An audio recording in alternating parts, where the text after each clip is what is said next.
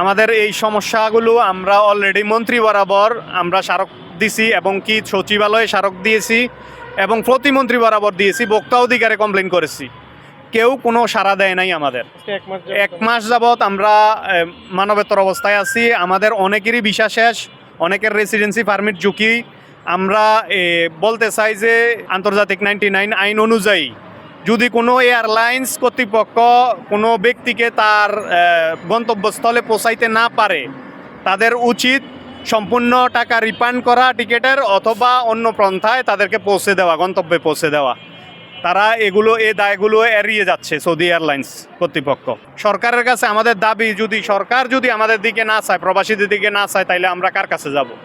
এখন আমি বলতে চাই যে প্রতিমন্ত্রী নুরুল হক নূর সাহেব আছেন, ওনাকে বলতে চাই, আপনি ক্ষমতায় আসার আগে অনেক বলেছেন যে আপনি প্রবাসীদের জন্য কাজ করবেন। আপনি এখন প্রবাসীদের মন্ত্রী, প্রতিমন্ত্রী, আপনি কিছুই করতেছেন না। ওই সময় প্রবাসীদের থেকে এসব বলে অনেক টাকা খাইছেন, এখন প্রবাসীদের জন্য কিছু কাজ করতেছেন না। আপনি হয়ে গেছেন ওই যে হাসান আবদুল্লাহর কথার মতো, যে গাং পার হওয়ার পরে মাজিকার দুলাভাই, আপনি এরকম হয়ে গেছেন। আপনার কাছে আমি কল দিয়েছি, আপনার কাছে স্মারক পাঠিয়েছি, আপনার কাছে লেটার পাঠিয়েছি, আপনি কোনো রিপ্লাই দেন নাই।